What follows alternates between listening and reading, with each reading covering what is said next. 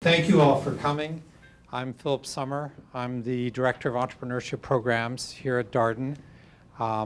This is hopefully the first of what will be many events between partnering between the Chamber of Commerce, the Batten Institute, and the entrepreneurship programs at Darden.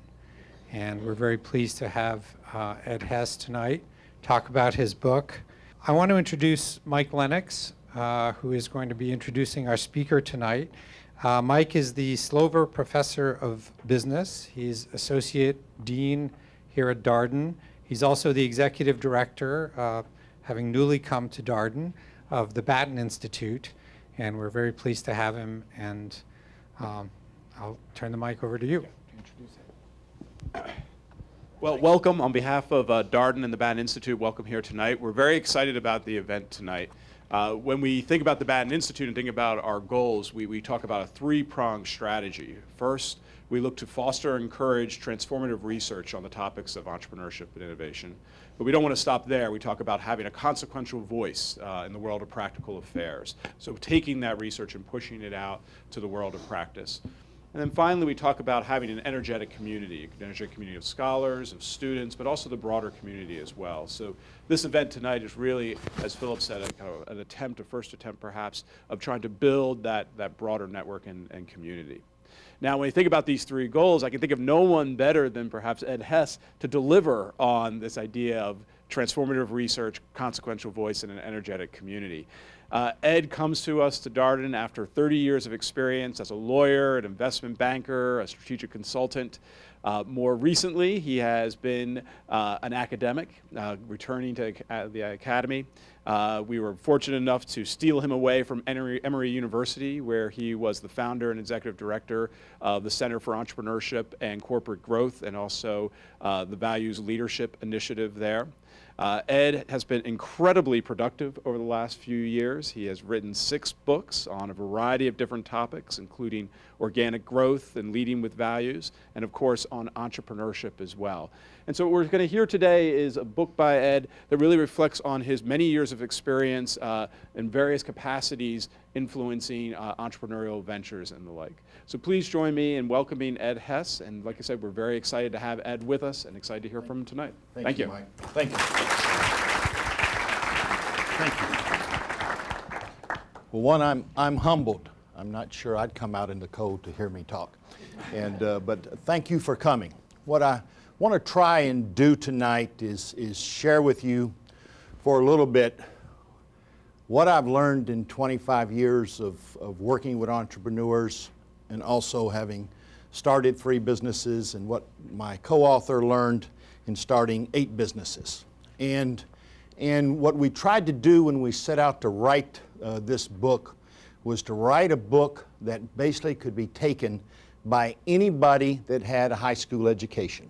We weren't writing a book for business students. We weren't writing a book, if you will, to be used in a business school, although it can. We were trying to write a book which put forth in sort of a workbook fashion, all right? How do you go through the process of deciding to start a business? What are some of the templates or processes that you can go through? What are the steps you should go through? And then what we really wanted to focus on, what was the 8 common reasons businesses fail? And this is based on research, based on experience, and based on really informal surveys with people that have been in the business world and financed or started businesses. And so I'm going to spend about 30 minutes talking, and then I'd like to spend 30 minutes Q&A trying to answer your questions. Now, when you ask questions, I'm going to basically give you 2 types of answers. One answer will be what the research says. But be honest with you, there's a lot of questions which people have about starting a business. We don't have research answers. So then I'm going to give you my best call based on my experience. That's probably worth about as much, you know. Keep in mind, if I was so smart, I wouldn't be so poor, all right? But at least it's based on a lot of years' experience as to what I've seen. Okay, a lot of people want to start a business. There's over 5 million businesses that are started each year in the United States. And unfortunately, many fail. The research shows, and the numbers go anywhere between 40 and 70% of the businesses fail. You sit back and you ask people, why does a new business fail? Okay? And the immediate reaction you get from most people, okay, they're undercapitalized. And what we found is that's just a code word. What does undercapitalized mean? You know, you ran out of money, right? Well, you ran out of money for some very specific reasons we found. And we found 8 common reasons. And what we try to set forth in the book is how can you have a higher probability of avoiding those 8 common mistakes. And understand, okay, there's no guarantee, all right? This is not a foolproof, get-rich-quick scheme, all right? But it's a probability theory, how you can learn from other people's mistakes.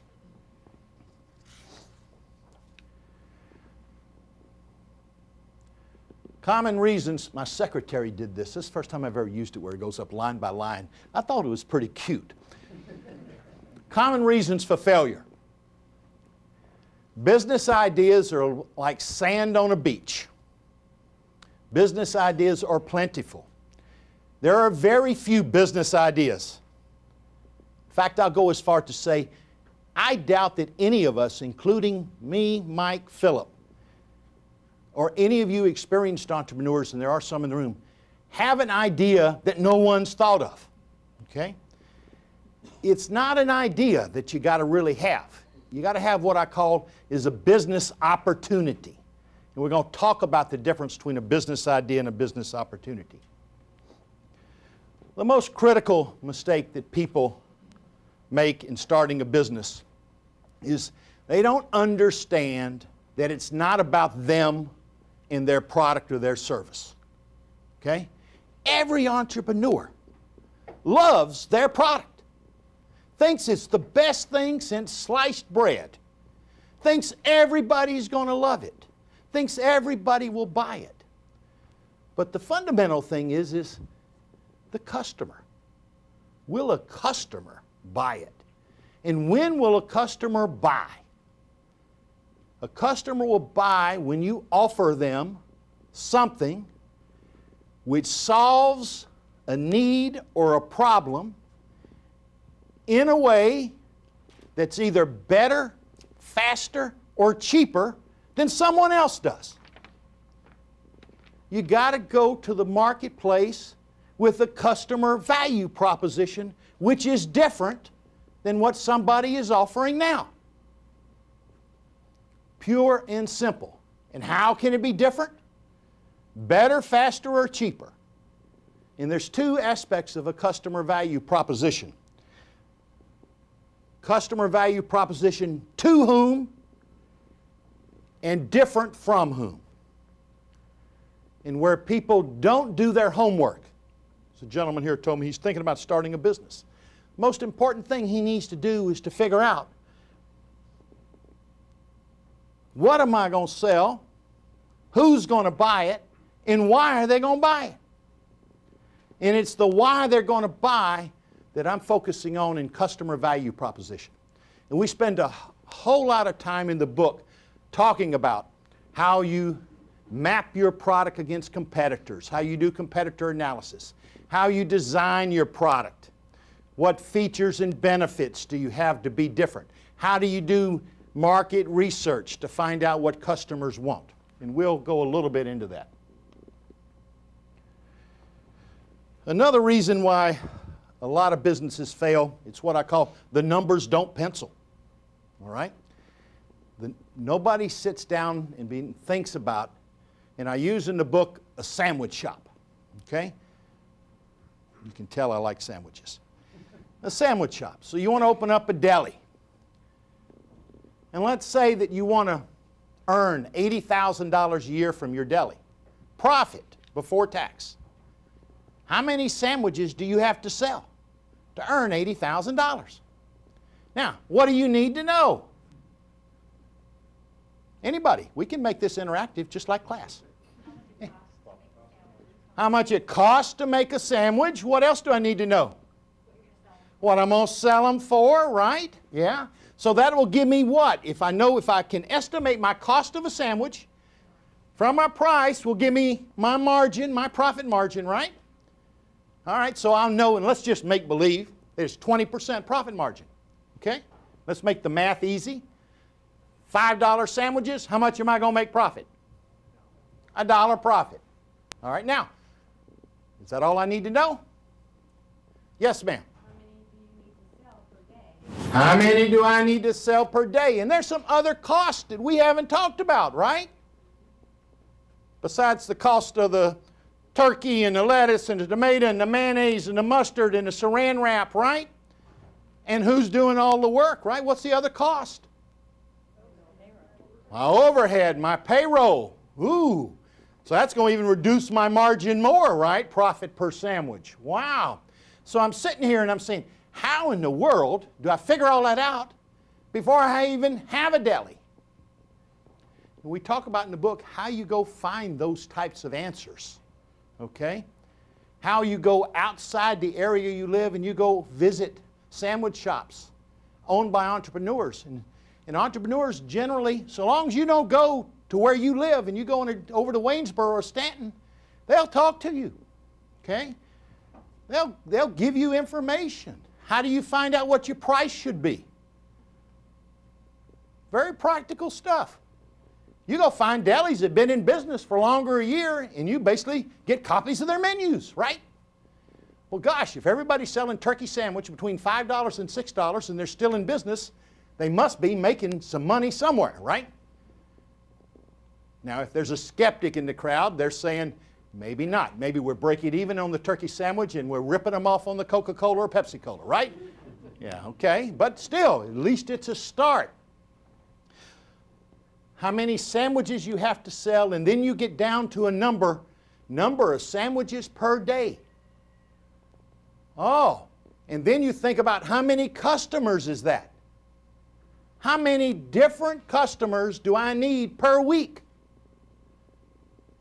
My customer going to come every day and buy from me? Or twice a week? Or 3? You make some. Wow, if I need 5,000 customers, I don't think I should open my deli in a residential neighborhood. Right? And it's sort of you work your way through a process of seeing what it takes to make the business work. Now, let me talk for a moment about projections.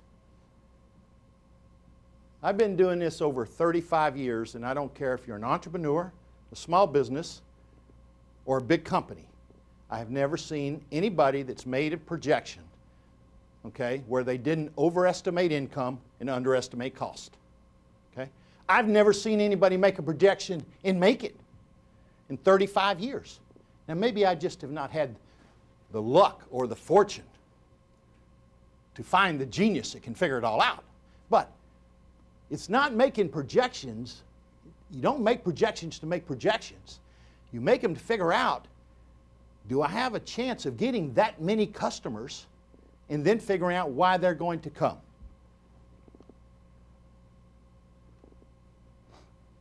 Production problems. What do customers want? All customers want the same 3 things, no matter what you're selling. Defect-free, on time, and great customer service. And if you screw up, the great customer service has got to become loving, caring customer service. All right? Those 3 things. And you got to do that, hopefully, 99% of the time. So when I talk about production problems, and we talk about in the book, it's the ability to do it every day, day in and day out, every sandwich, high quality. People problems. I'm not talking about your social life. What am I talking about? Employees. Employees. It's hard to make money unless You're a tennis player, opera star, maybe a violinist, without people, right? You need employees most of the time. Well, employees are human beings. What? Human beings make mistakes, right? They have personal lives. They bring that stuff to work. And think about what you want as an entrepreneur. You want employees to love your business like you love it, to work as hard as you do, and make a lot less money, right? And so the issue of how you hire people, train people, employee engagement, we spend a lot of time in employee engagement in the book.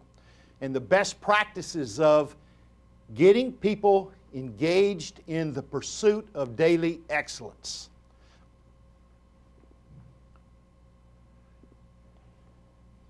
A mismatch of cash in versus cash out.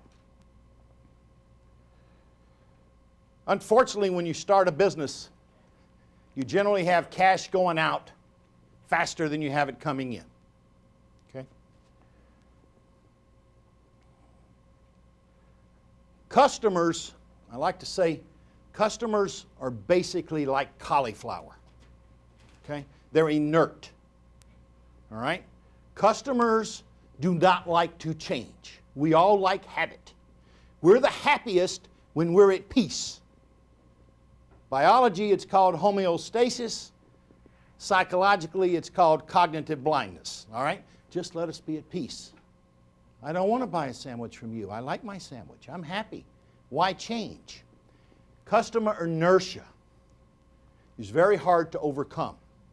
And we talk about how do you convince a customer to change? How do you convince them to try you? Because what you need is what? Customers quickly, because you're paying bills, right? And everybody overestimates how fast customers will make decisions and buy, and overestimates how many. And what you've got to do is, we teach you in the book, how do you plan for that customer inertia for matching your income versus matching your outgoes. And it's that mismatch. And when you have that mismatch, it's called what in the business world? When you're paying out more than you're receiving, what's that called? Losing money. Losing money. And if you want to put a fancy word on it, we call it burn rate. How fast are you burning through your money? Now, why is burn rate important? To estimate your burn rate. How long you can stay in business, because you have decided how much I've got to invest in this puppy, right? And if my burn rate is $1,000 a month, which that would be low, if it's $1,000 a month and I got $5,000, I got to turn profitable within how quickly? Doesn't work out exactly because it won't stay 1,000, but basically you got 5 months if nothing improves, right?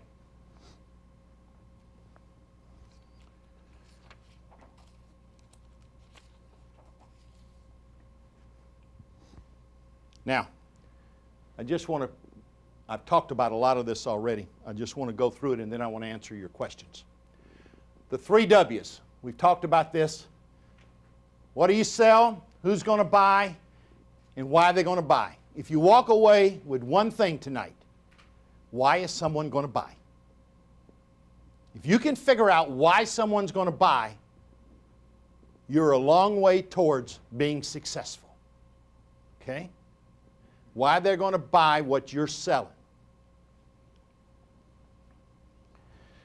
We talked about do your homework on your customers, your competition. Go visit the competition. Buy their product. Try their product. Get their sales materials. Understand what they're selling. Try to figure out how you're going to distinguish. Make it different, what you're selling. Because the worst thing you want to do is to compete on what? Price. Price. Who wins in a competition on price? The customer, yeah. But between two businesses, who generally wins on if there's a competition on price? Not only low cost, but what? Who's got the deepest pocket, right? Yeah. The biggest players generally win when you compete on cost. Now, there's two basic business models. Okay? Low cost, high volume is one model. If you're competing on cost, what does that generally mean to your profit margin? Smaller, which means you got to sell more sandwiches, right? The other business model is value add, higher profit margin. You don't have to sell as much. And everyone says, well, gee whiz, that doesn't take a genius to figure that out. I want to be in a high value add business, so I don't have to sell as much. Well, it's not that simple, because high value add products generally cost more than low cost products, right? The higher the cost, the harder it is to get somebody to buy. The higher the cost, the less likely they're going to buy it frequently. There's general rules, right? So wow, if I got high volume, maybe I got a lot of repeat customers because it's low cost. But if I got low volume, high margin, wow, I got to think about how many different customers and how frequent they will come in and buy. You don't need a set of tires anymore every 5,000 miles. Entrepreneurship is an iterative journey. It is a journey. You learn by doing, and you learn as you go, and you have to adapt, and you have to listen. I had an entrepreneur that's in one of my studies, a woman in Northern Virginia that built 5 businesses, and I said, if you had one thing to tell an entrepreneur, what would it be? And she said, you can't listen when you're talking. I said, what would be the second thing? She says, listen. I said, I need something different. Give me a number 3. She said, Mr. Professor, if you're not listening to me right now, number 3 is listen. She says, I made more money when I listened than I was talking, because I then understood what they wanted. I also made more money because I listened and I changed. Which brings up the next point.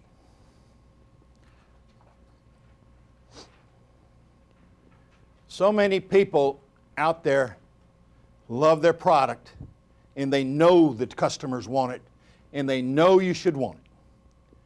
And they're going to die selling it to you. Well, I think that you better love your customer more than you want to love your product, because the customer is going to win. And what is that? What do I mean by that? Somebody try and interpret for me. Your turn to talk. Somebody. We're listening. You're listening. Good point. Good point. Yes, ma'am. Yeah. Well, I saw on TV this man in New York who was selling potato peelers. Uh-huh. And he was really very successful with it, and you could tell he loved his customers, and he loved to entertain them, and he loved to talk with them, and it looked like he could sell, one person 10 potato peelers. Mm-hmm. So it didn't really, to me, when I saw that, it didn't really matter, I don't think, what he sold. It was his personality and his connection to the people that sold his product. Interesting. Interesting. Now, what did she just say?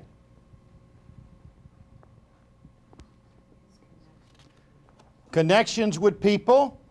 What else? People like to do business with nice people. I mean, business is a people business. You got to borrow money from people. You got to buy supplies from people. You got to sell to people. You got to hire people to work for you. It's interesting. There is research out there which shows that if 2 people start a business together, and if one of them, and I'll use the word Mr., it can be Ms., okay? If one of them's a Mr. Outside, a nice guy that everybody likes, and the other one is a Mr. Inside, who's like the detailed, hard person, okay? Not a people person.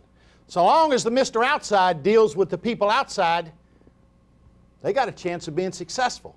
When the Mr. Inside decides he wants to go sell and leave the detail in the operations, they got problems. Very interesting. People like to do business with nice people. That's why some of us teach.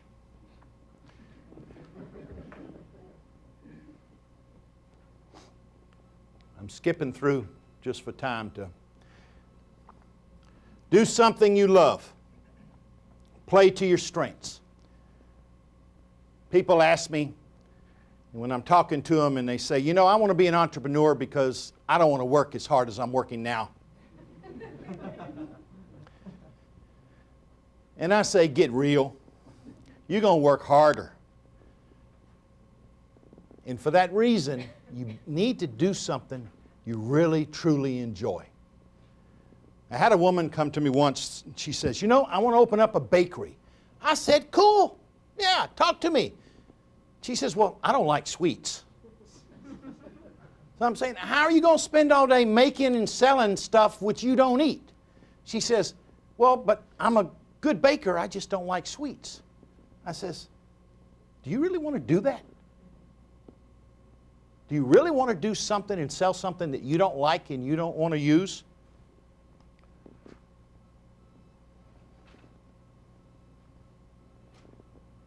We talked about this. And I'm going to go through this just quickly. We talk about, these are some of the topics we talk about, and I'm going to basically let you ask questions in the book. And what I want to do, just for time, is I want to start off, some alumni wrote in some questions, and I want to start the questions with a question. Should I start my business by myself or should I partner? I've never done this before. Should I work with someone who's experienced or should I go solo? Do I partner with somebody or not? Complicated question. Okay? Complicated question. Here's what you need to think about. Is it somebody you know very, very well and you trust impeccably? Have you seen him and her in very difficult circumstances?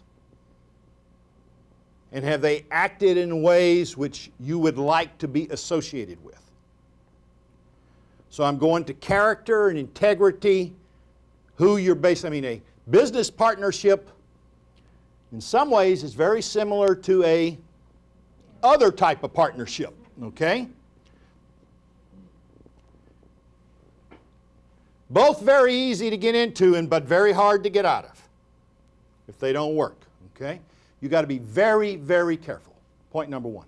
Point number two, does that person have business experience or skills which complement yours? I would suggest to you it's better to partner with somebody who has skills that you don't have than someone who has the same skills that you do. Because as your business grows, it's what I call the sandbox theory. Everybody sort of needs their sandbox and their toys, which they're responsible for. Adults in business don't generally share well. Okay? There just can't be two head of sales. There can't be two CFOs. There can't be two in charge of making sandwiches in a small business. And so, on the other side, there is research which says that if you have two people who have worked together for many years as employees somewhere and have complementary skills and go off and start a business that's very similar to where they worked before, that their chances of success are higher if there's two of them than one of them. So there's some trade-offs and there's some balances. Your questions. There's no question that's not important. Nobody's got a question? Yes, sir. Here. Okay. Just so they get it in the machine. Just wondering, how do you know when you're ready, I guess? Like, you always, people tell you to wait till when you're ready, get more experience, wait for the right timing. How do you know? That's a great question. And I also, when answering these questions, there's people in the room that have lots of experience also. So Philip, anybody, Philip, Mike, anybody that wants to come in. How do you know when you're ready? I think you have to ask yourself a couple of questions. Starting a business, and I look at it to some extent about probability theory. How do I increase the probability I'm going to be successful? All right? The research is not clear on this, all right? My research says, and what I just said is there's some people that disagree with me, okay? I think your chances of success increase if you have experience in a similar type business or in the business world involving the same business, the same product, the same customer segments, where you're not starting from scratch, all right? I think that's the highest risk when you're starting out and you don't know the industry, you don't know the suppliers, you don't have any customers, you don't have any references, and you don't have a network. It doesn't mean you can't be successful. It's just higher risk. When I talk to people and ask them that question, they always give me the answer that's such as, it's just burning inside so much I knew now was the time, and if I didn't do it now, I may never do it. I don't know any more science. It's a judgment call. It's a call about what's my risk, what's my downside, where am I in my stage of life, where am I in my capital, money, how much can I afford to lose. The research is clear that successful entrepreneurs don't take big risk. Successful entrepreneurs, especially serial entrepreneurs, take small risk. They start small, okay? I mean, a lot of people start part-time while they've got a job, nights or weekends, all right? And they get a customer. They get their product right. Henry Ford did that. Henry Ford basically took him years building his automobile before he left his job to go sell his car. He went through 3 iterations of his car. So I don't have a stock answer when you know. I would say that I would approach it more, what can I do to increase my chances of success? And focus on that, all right? And I would try to start part-time, and the most important thing is I'd find me a customer. I'd have some experience selling what I'm trying to sell. But that's just personal. You can't take that to the bank. Other questions? Yes, ma'am. I have a question about customer service and selling online. Yeah. I'm just having some difficulty. I have a product that is better sold over the phone because it's very different, multiple facets of accommodations that I offer. Yeah. And so it's easier to sell via conversation, but there are people who would rather just book online and completely book via email. And so I'm just kind of questioning, how does one offer good customer service, Is your question, how do you offer customer service, or how do you differentiate your product so it will sell? I think it's more the customer service. Service. Yeah, because the product differentiation is described pretty well on the website, but continually when I'm in conversation with guests over the phone, if we are talking, They asked a question about one property. This was the one that they looked at the Yeah. picture and thought it fit just Yep. what they needed. Right. But in conversation, I find out, they you really learn more would and like. you can put them in yeah, a better property. They're happier. They the come listen. back. That whole listen. You don't get to listen when you're working with somebody online. Yeah, that's a good question. And I don't know that I got a good answer. All right. It would seem to me the more information you could get from them online to qualify them so that you can, it ends up meaning you're building a more complicated system on the internet, all right? But the more information you could get from them, so your questions, the type of questions and thinking through what are the key differentiators, if you can get that information so you can qualify them better, before the properties come up, and you can basically put them in different baskets, is the best off the top of my head I can do. Philip, anything your experience? I mean, again, what you're getting in talking to them is additional information. And the question is, how can you capture that additional information online to better service them? And I think to your point is just having more questions that of the type. But you might want to start making a list. What is it that you found out in talking to them? Because my guess is you're going to start seeing a pattern that they have questions when they're talking online. They're different when they talk to you. And what is that pattern? And change your questions, add to your questions. Let me ask give you another question that some people wrote in, some Darden alumni that wrote in for this. What are your thoughts on getting into a franchise? So should I start a business or buy a franchise? It depends, okay? As I said, the statistics runs 40 to 70% of businesses fail. When you go out like 3 years from start, the number's more like 70% of businesses fail. The numbers on franchises are a high percentage of franchises, if you buy the right franchise, are successful. Okay?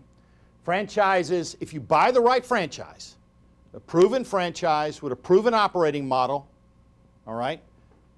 And the reason they're more successful is a franchise, again, it's got to be a good franchise, all right?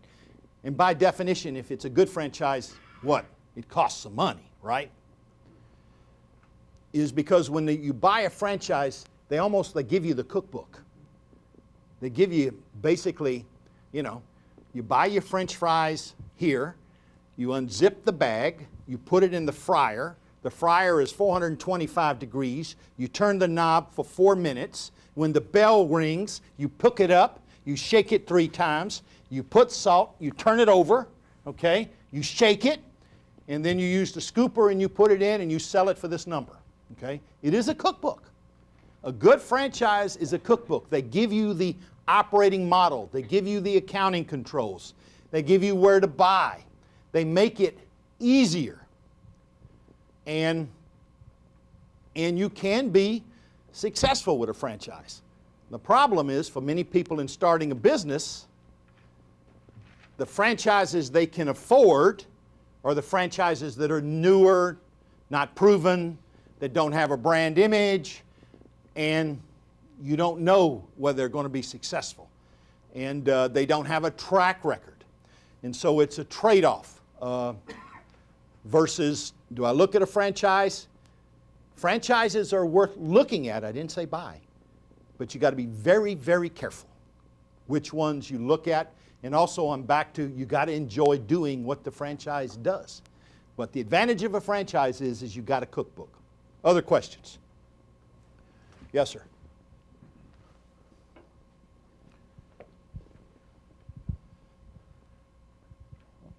Can you please tell us how entrepreneurship in B2B sector differs from entrepreneurship in business to customer sector? Which new risks can arise, and what factors of success are existed? B2B is business to business, and B2C is business to customer. And underlying your question is the question, are business customers more difficult to do business with than individual customers for a startup? And is it easier to overcome customer inertia and access individual customers or business customers? It depends. Notice that's the third time I've said that. It depends on what you're selling and what size business you're going to.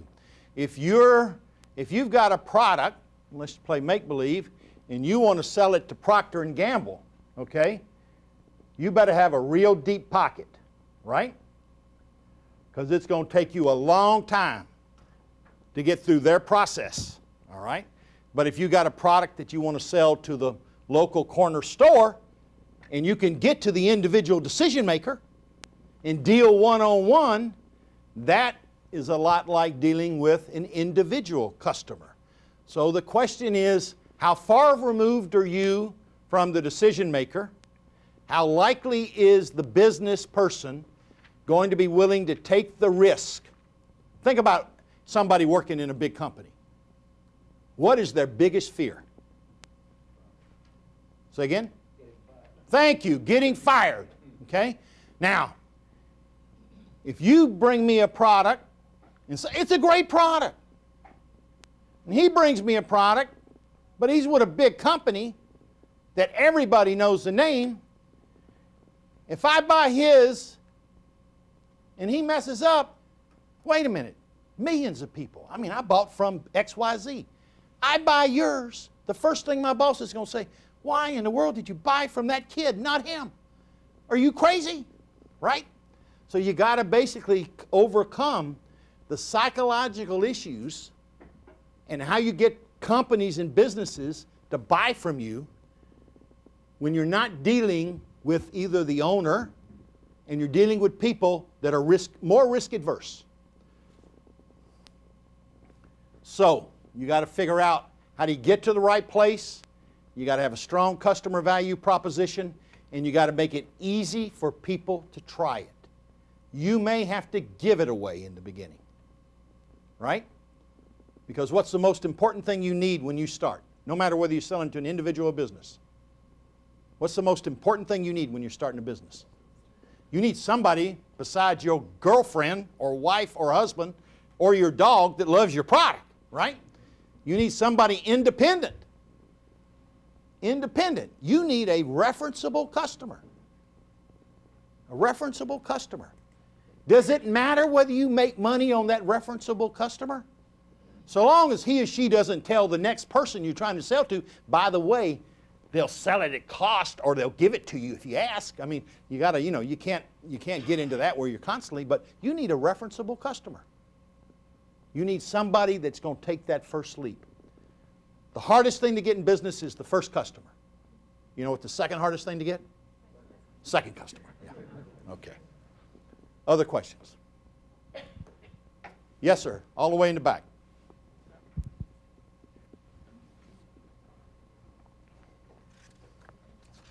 Yes, sir. Thank you. Assuming that you might know yourself a bit and you're looking for that other partner that's the opposite, so to speak, that would help you in starting a business, how do you recommend going about finding that person?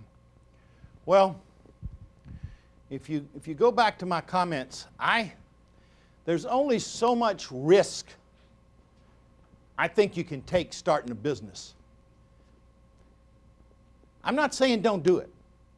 I'm just talking about degree of risk, okay? I think it's lots more risky to go find somebody you've never done business with, that you don't know closely, that you don't trust, and start a business than it is somebody that you've worked with, you know, you've seen him or her in good times and bad times, how they react to stress and pressure, their ethics, their values. Because I think if you're going to form a partnership, you need to be with somebody that you are comfortable with, and there are values compatibility and skills compatibility. I think I'm not saying don't do it. It's a little bit like if you're going to go out to go find a partner, it's like hiring somebody. You then got to go through a whole process to try to figure out who they are, what their background, what their track record, interview lots of people that worked with them, interview lots of personal references, all right? If any of you have ever had to hire people, you know that this quote is far from a science, all right, in today's world, all right? One, very few people say anything negative about any reference anymore. So it's very hard. So if you're talking about going from scratch and finding somebody that compliments you and that's got a lot of experience that you don't know, I'd say take a lot of time and get to know that person before you sign that agreement. I have a question. Can you comment about taking money from the 2 or 3 F's, friends, family, and fools, as opposed to going to the bank and getting a second mortgage on your house? Well, today it's pretty easy to comment it because you're not going to go to a bank and get a second mortgage on your house.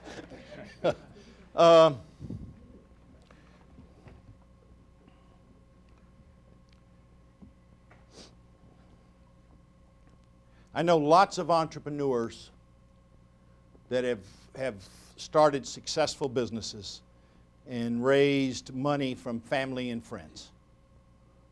Not fools, family and friends. And they all say they had to, and they all say it kept them awake at night, that they couldn't let those people down. And they all say it made them work harder and try to succeed more. And they all say they never do it again. I think that it depends on the economic circumstances of your family and your friends and the amount of money that you're asking them to put in. If you're asking somebody to put a big number, 25%, 50%, 75% of their net worth and their liquidity in your business, that's a lot different than if you're asking somebody to put 1%. And I think you've got to ask yourself, can I live with myself if my sister, brother, mom, ex loses that money? Will they be okay? Will they be okay? So I think you approach it trying to understand the psychological impact it's going to have on you, and you think about, if I do lose it, how is it going to impact their life and my relationship with them, and whether I can move on. Because the research also shows some of the most successful entrepreneurs failed in their first or second, and sometimes more attempts, all right? That you get better at this, okay, as you practice, all right, and as you do it. And so I would say you got to think through it all. It's a judgment call as to who you want to be beholden to, okay? Your friends and your family may cut you more slack than the second mortgage person. If you call the bank and say, I'm sorry, I didn't sell enough sandwiches this week, you know, I need 60 days, you may or may not get 60 days. They may say, no. Then you're back to that trade-off with family and friends. Other questions?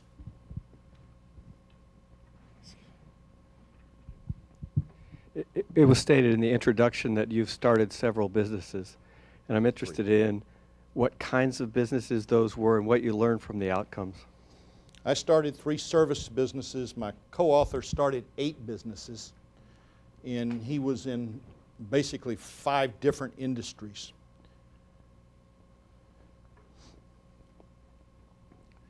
What I learned from the 3 that I started was fundamentally that I had to figure out very quick why somebody was going to buy. When the first one I started, I had no clue about any of this stuff, all right? I just figured I could sell, and I had something somebody would buy. I was a classic. I had something, it was good, I would buy it. My wife liked it, okay? She's hard to satisfy. She liked it, then everybody would buy it. And, I mean, I went 4 months not making a sale. And finally, and I didn't have a lot, my burn rate, okay? I only had 6 months of capital, and I had 4 months with no sales. And it got to be pretty hard going home, how was your day? Okay? And after the first month, the question was not how was your day, did you sell anything today, hun? The third month, did you sell anything? And it wasn't hun. Okay? And I learned that to be proactive. They won't come to me. I got to go find them. And I also learned if you don't ask, they ain't going to buy. And I also learned when they say they want to buy, stop talking and get the hell out of there before they change their mind. And so I learned a lot of things about the people side of it. I learned not to disparage the competition. That didn't get me that far. Didn't get me anywhere. And I learned how to distinguish between a high probability prospect and a tire kicker. Okay, you know what a tire kicker is? Just somebody that they got nothing better to do than waste your time talking, all right? And I learned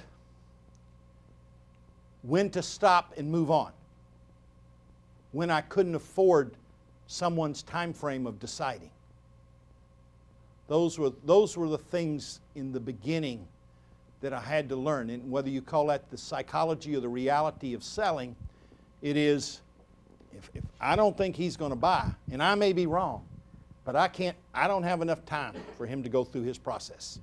If he can't decide by tomorrow, I got to move on, okay? And then the hardest thing was, it was interesting. In the beginning, when I would I actually had a customer tell me this, Ed, quit hugging me. You made the sale. Can I go back to my job? Would you get out of here? It was sort of like I didn't want to leave him. You know, I finally had found a friend. Okay? But get out. And so it was the practical stuff. I learned that spending a lot of money for advertising. I wasted a lot of dollars on advertising. Now, I'm not saying you shouldn't do it. Just telling you my experience. You know, I sort of said, okay, advertise and they will come. Go find them. Where are they? Go where they are.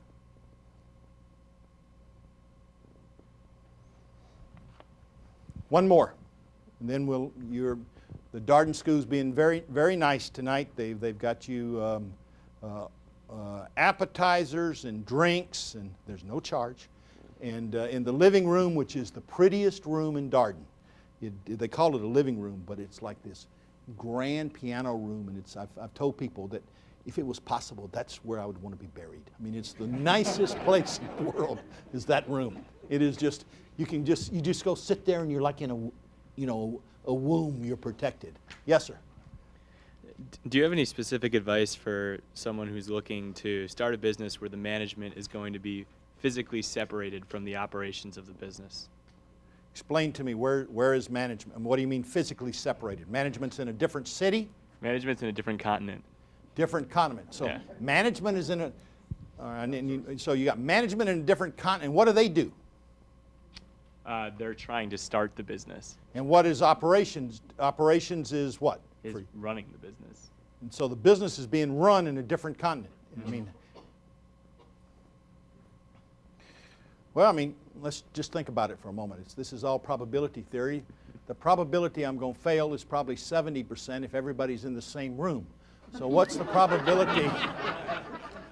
What happens to the probability if we're not together? Huh? You know, it comes down to how well you know the people. I can tell you in my research of successful companies that I'm finishing now, the number of entrepreneurs that basically have told me never let a member of the management team telecommute, never let them live in a different city, that you got to, so I don't know your fact situation. I mean, it would raise my antenna to make sure that it was justified, what was the need, what was the value add, how we communicate, what's going on here. You know, as I said, it's hard enough if you're all in the same room. Then if you got different continent and time zones and languages and whatever, you know. But the right facts, you know. You got the right product, maybe. You've been most kind. Thank you for coming out. I wish you success on your journey, and it is a journey. Thank you very much.